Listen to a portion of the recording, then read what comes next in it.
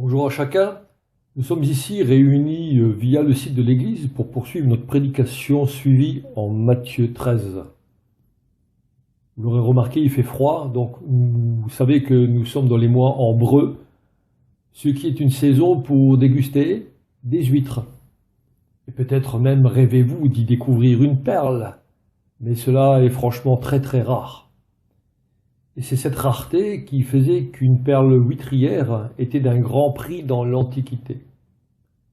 Jésus va prendre exemple de cela pour nous instruire. D'où mon titre, Êtes-vous nacré? Nous allons prendre la parabole de la perle de grand prix en Matthieu 13, versets 45 à 46. Je fais la lecture. Matthieu 13, versets 45 à 46. Le royaume des cieux est encore semblable à un marchand qui cherche de belles perles.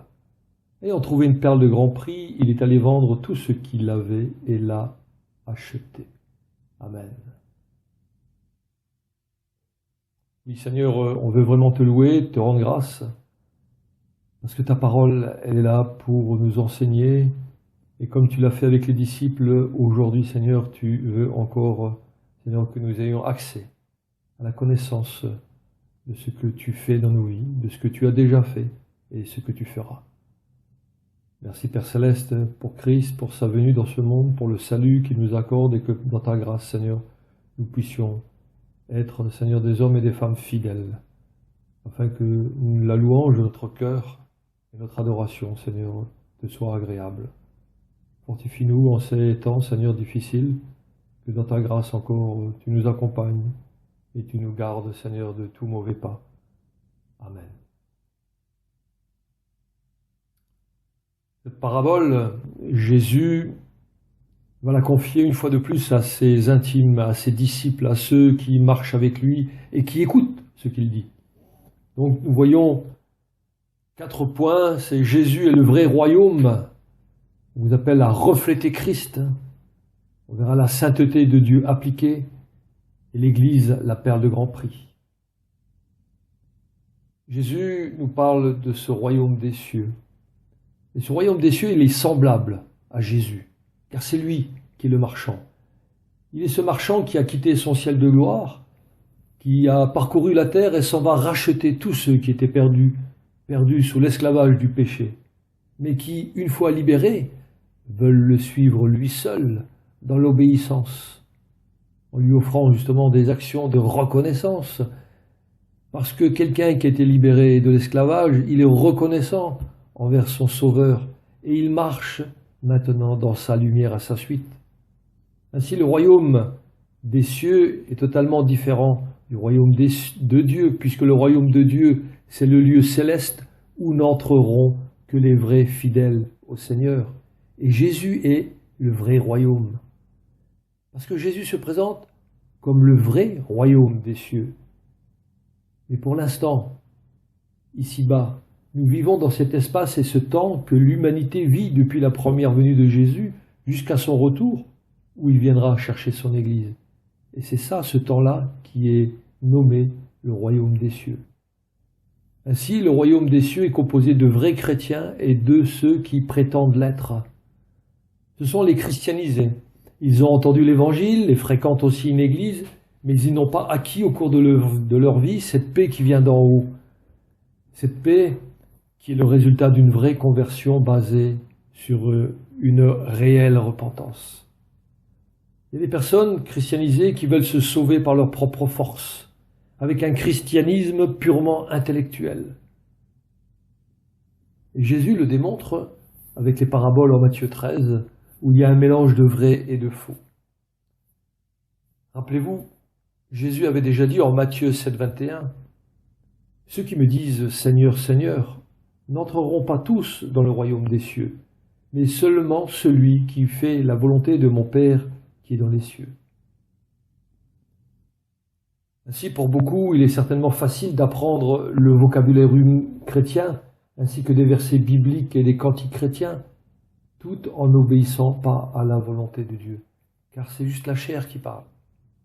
Mais quand une personne naît réellement de nouveau, c'est l'Esprit de Dieu qui vient habiter en elle comme le dit le texte de Romains 8, 9,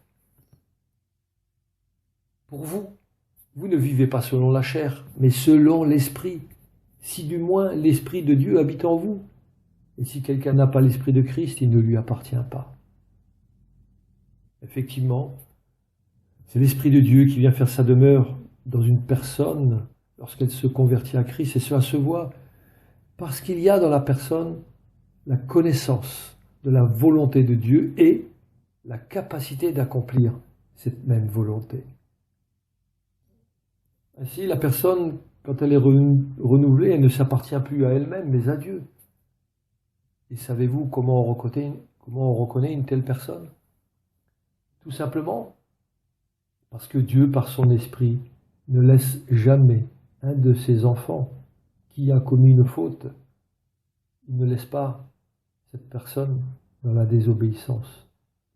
Car il vient toujours lui rappeler par l'esprit le bon choix à faire, la bonne attitude à avoir, et lui redonne toujours la bonne direction. Mais si quelqu'un professe appartenir à Christ et reste dans le mensonge, dans la tromperie et la désobéissance, c'est qu'il y a là, dans ce cas, un vrai problème de conversion. Voyez-vous, les belles paroles, les œuvres religieuses, la prédication ne garantissent pas le salut de celui qui les pratique. Jésus a dit lui-même à ceux qui pensent lui appartenir, « Pourquoi m'appelez-vous Seigneur, Seigneur, et ne faites-vous pas ce que je vous commande ?» C'est-à-dire, pourquoi n'êtes-vous pas des hommes de justice? Pourquoi méprisez-vous l'amour de la vérité? Rappelez-vous la parabole de cet homme qui n'avait pas revêtu l'habit de noces en Matthieu 22. Eh bien, c'est une personne qui pensait être un sujet du royaume, était tellement imbue d'elle-même qu'elle s'arroge le droit de prétendre à participer aux noces de l'agneau qui est réservé à qui? À l'Église, qui est l'épouse de Christ. Et Jésus nous rappelle par cela qu'il y aura des personnes tellement orgueilleuses qu'elles ne voudront pas changer.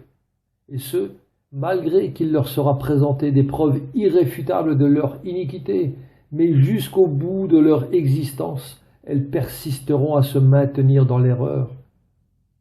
Jésus nous met en garde.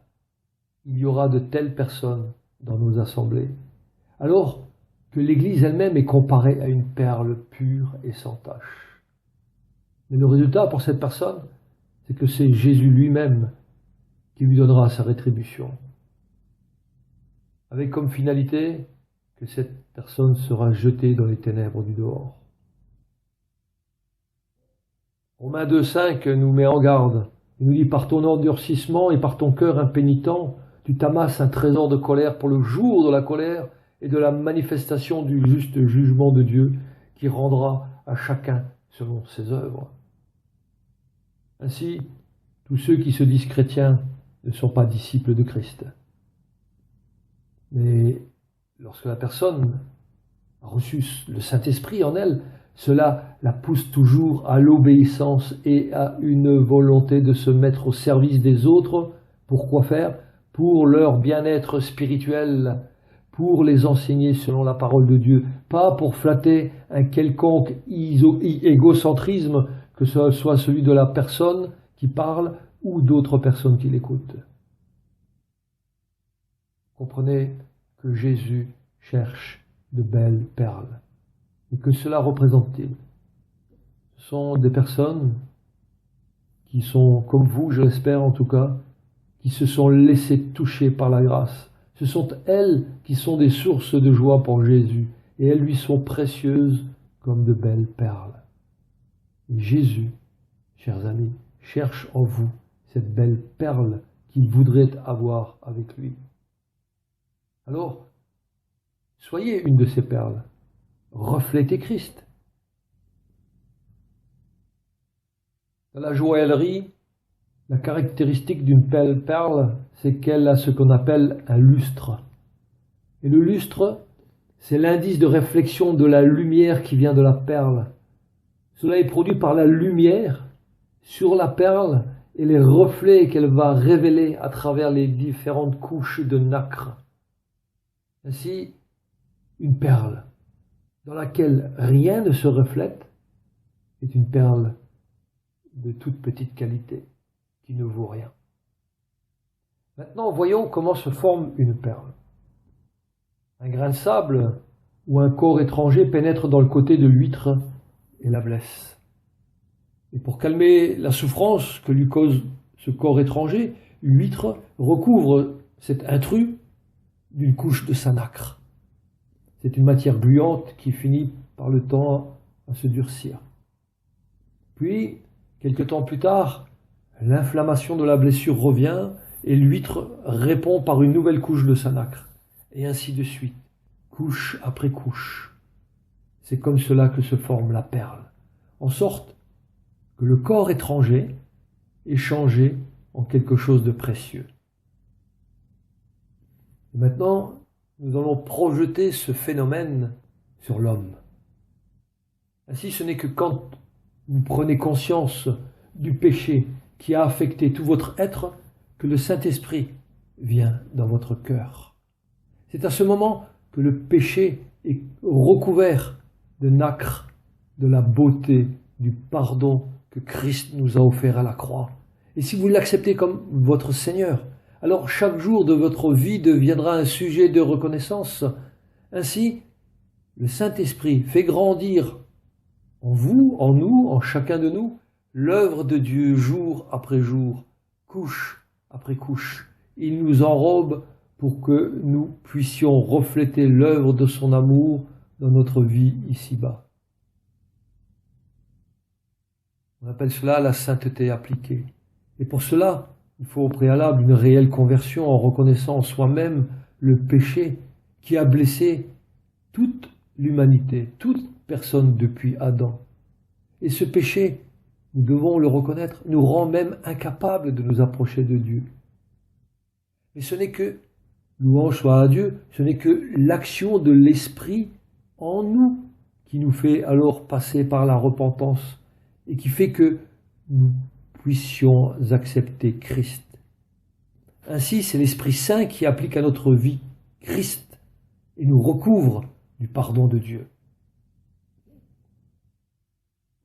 Éphésiens 1,13 nous dit « En lui, vous aussi, après avoir entendu la parole de vérité, l'évangile de votre salut, en lui vous avez cru et vous avez été scellés du Saint-Esprit qui avait été promis. » Et voyez-vous, chers amis, lorsque nous sommes scellés en Christ, c'est à ce moment que nous remettons chaque jour à Dieu nos vies.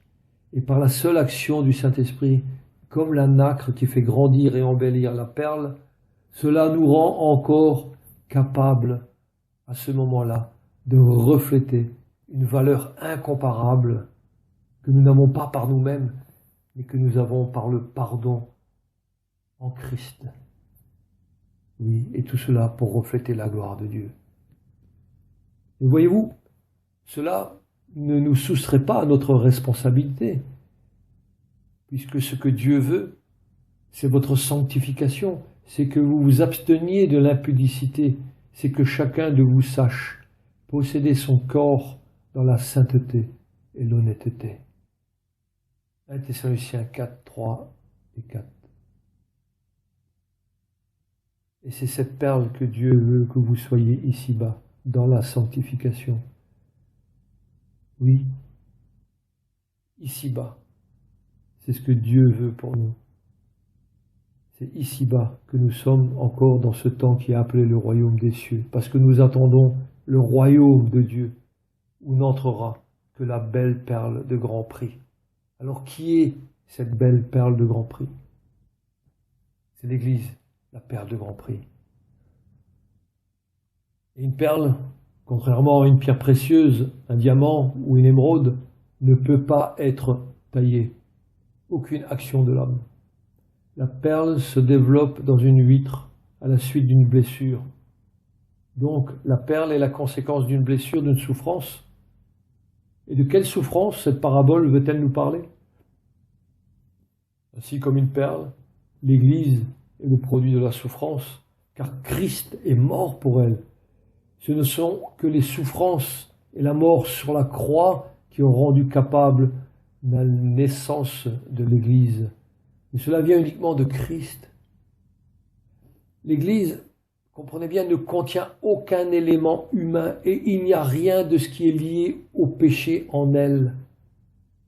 Et l'homme ne peut pas contrarier le plan de Dieu, car à Dieu soit l'honneur, la puissance et la gloire. Voyez-vous, Jésus a vendu tout ce qu'il avait pour acheter la perle de grand prix.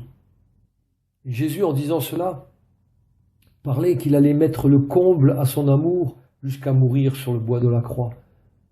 Jésus n'a pas hésité à payer le prix pour racheter les hommes et les femmes que nous sommes tous, pour chacun de nous qui devons constituer l'Église. Regardons à cela. Jésus a quitté son trône de gloire, il a renoncé à sa position divine qu'il occupait auprès de son Père pour venir dans le monde comme un simple homme. Et là, il a donné sa vie pour payer le prix des péchés de la future Église. Jésus ne voulait pas s'approprier gratuitement cette perle. Vous l'aurez compris, car l'amour consiste à donner sa vie pour ceux que l'on aime. Ainsi, Christ est mort par amour pour l'Église. Éphésiens 5, 25 nous le rappelle et nous dit « Marie, que chacun aime sa femme, comme Christ a aimé l'Église et s'est livré lui-même pour elle, afin de la sanctifier, en la purifiant et en la lavant par l'eau de la parole, pour faire paraître devant lui cette Église glorieuse, sans tache, ni ride, ni rien de semblable, mais sainte et irréprochable. » C'est ainsi que le mari doit aimer sa femme comme son propre corps. Celui qui aime sa femme s'aime lui-même, car jamais personne n'a haï sa propre chair, mais il la nourrit et en prend soin comme Christ le fait pour l'Église, parce que nous sommes membres de son corps. Dans ce texte aux Éphésiens, nous voyons que Christ a accompli ce qu'il disait à ses disciples par la parabole de la perle. C'est un fait établi dans le passé. Et maintenant, dans le présent, nous avons lu que Christ nourrit et prend soin de l'Église qui sera pour lui une épouse plus tard. Ainsi, la propre mort de Christ révèle que cela avait pour objectif d'obtenir l'Église qui deviendra son épouse lorsqu'elle paraîtra glorieuse devant lui. En attendant, ici-bas, nous sommes l'Église. Et l'Église, elle est comme une perle. Elle est le résultat de la blessure. Et comment la perle s'est-elle construite? Par des couches successives, déposées une à une, jusqu'à ce que la perle soit transformée en un joyau, en quelque chose de très précieux. De même, l'Église se voit changée par le dépôt des couches successives qui viennent de l'amour de Dieu, afin de la faire paraître glorieuse, sans tache, ni ride, ni rien de semblable, et qui lui donne la même nature que Jésus. Car Jésus égale Église, Église égale Jésus. C'est la même nature. C'est pourquoi les dominations et les autorités dans les lieux célestes connaissent aujourd'hui par l'Église la sagesse infiniment variée de Dieu. Cela nous est relaté en Éphésiens 3,10, qui nous fait comprendre que depuis le ciel, les anges ne peuvent que voir comment Dieu s'est glorifié en triomphant du péché. Ils voient comment Dieu a envoyé le meilleur du ciel pour le pire de la terre. C'est ce que nous étions. Et c'est en cela que la justice de Dieu a été démontrée. Christ a été exalté, Satan a été vaincu et l'Église peut partager la gloire de Christ. C'est ce que nous sommes tous appelés à faire, frères et sœurs, partager la gloire de Christ. Nous n'avons rien pour nous-mêmes, car la perle c'est l'Église, et nous sommes membres du corps de cette Église, et nous devons refléter la gloire de Christ. Et Jésus, lui, il a une attention toute particulière, car il purifie toujours son Église, il la sanctifie, il la nourrit par sa parole qui est prêchée, qui est enseignée, qui est partagée, car Jésus veut l'élever à son niveau dans un amour sans partage. Et comment fait-il cela? Eh bien, c'est le Saint-Esprit qui unifie l'Église. Jésus, avant de quitter, il a dit à ses apôtres, il a dit à ses disciples, et il nous le dit encore aujourd'hui, « Mais vous recevrez une puissance, le Saint-Esprit survenant sur vous, et vous serez mes témoins à Jérusalem, dans toute la Judée, dans la Samarie, et jusqu'aux extrémités de la terre. » Oui, partout où sont allés les hommes pour prêcher la bonne parole, il y a eu des rassemblements de chrétiens qui ont accepté d'être une église locale pour représenter l'église spirituelle, la vraie église à travers le monde. Et pendant que Jésus est au ciel à la droite de Dieu, il confie l'église au Saint-Esprit pour affiner cette perle de grand prix, pour la conduire d'une manière parfaite jusqu'à son retour. Et le Saint-Esprit va encore équiper de ses dons l'Église afin qu'elle soit semblable à Jésus. L'Église est une unité en Christ, comme nous le dit Éphésiens 4, versets 4 à 6.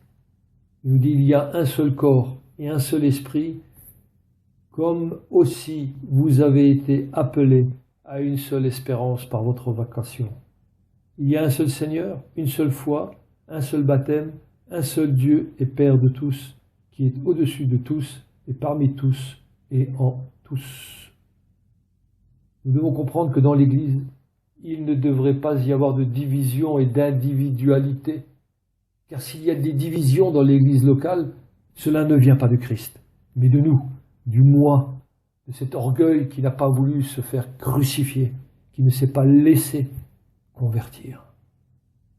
Et dans ce texte d'Éphésiens, nous avons besoin de saisir qu'il y a deux belles révélations.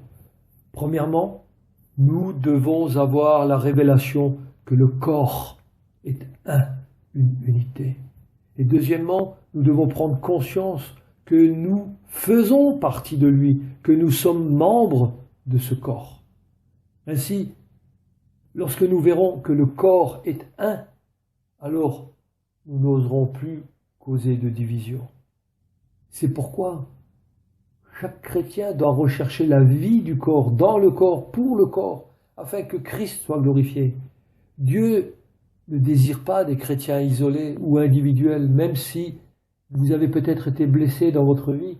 Mais Dieu, ce qu'il veut, c'est des chrétiens unis, entièrement consacrés. Et le vrai croyant va chercher à s'intégrer dans une église locale où il pourra adorer Dieu et le servir. Car nous sommes tous sauvés pour servir. Je vais vous faire une citation de John Charles Ryle.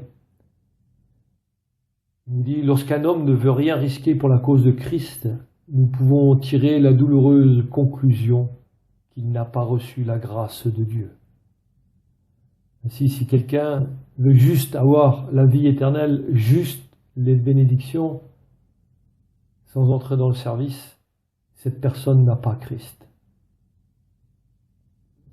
Il y a certainement des personnes qui ont compris théoriquement ce que c'est que le salut. Mais le salut, cela se vit et cela se voit dans la personne. Car on ne peut rien utiliser de la chair pour essayer de produire quelque chose de l'esprit. Tôt ou tard, cela se révélera. N'oubliez pas que celui qui n'a pas l'esprit de Christ ne lui appartient pas. De même, personne ne peut se réclamer d'être l'Église. C'est une folie, sinon cela prouve bien que c'est l'œuvre de l'Antéchrist. Et sachez que Christ ne prendra jamais un membre de prostitution pour l'adjoindre à son Église. Parce que la personne elle doit d'abord passer par la repentance. Car c'est uniquement par la repentance et la foi qu'on devient membre de l'Église de Christ. Et voyez-vous, quand bien même Satan agit sournoisement, soyez rassurés. Jésus forme son Église. Il a vendu tout ce qu'il avait pour l'acquérir, et rien de ce que Satan peut faire n'empêchera Christ de réussir.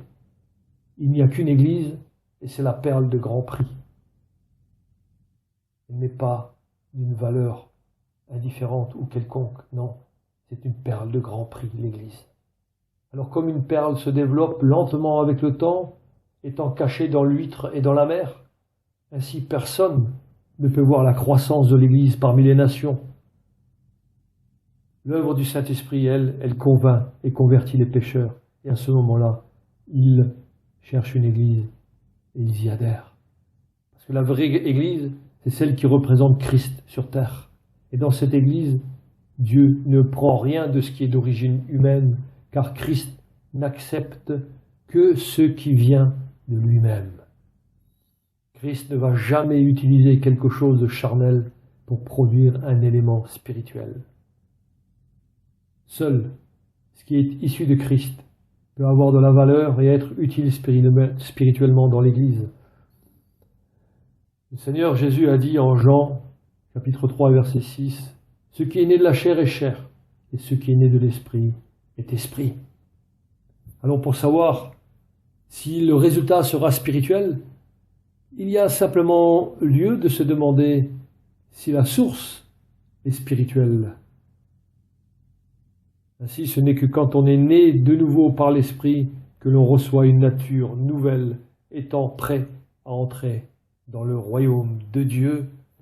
Amen. Ma conclusion,